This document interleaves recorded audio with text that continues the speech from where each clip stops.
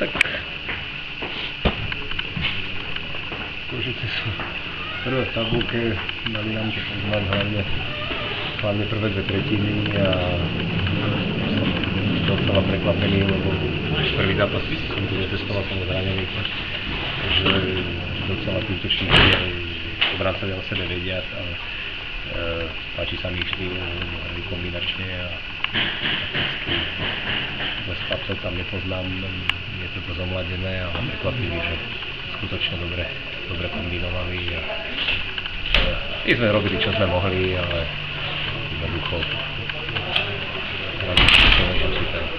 Vieme, čo sa udialo, vieme, ktorí hráči od vás odišli. Bolo to nejako citeľné aj na ostatných chlapcov, ktorí ostali v kádri? Tak ono je, tá psychika je presne tá, niečo sa deje, ale na druhej strane mladí hráči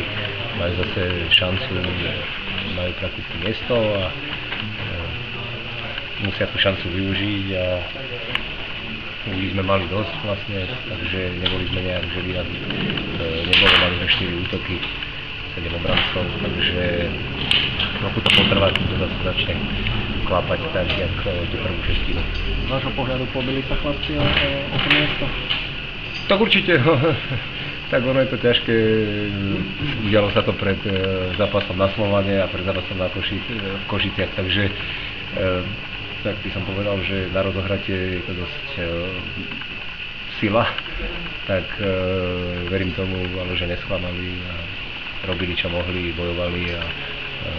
myslím si, že výsledok 4-0 je veľmi priateľný. Tak je taký hokejový a myslím si, že 4-0 a viac ešte tento rok niekto prehra v Košiciach podľa toho, čo som dneska videl.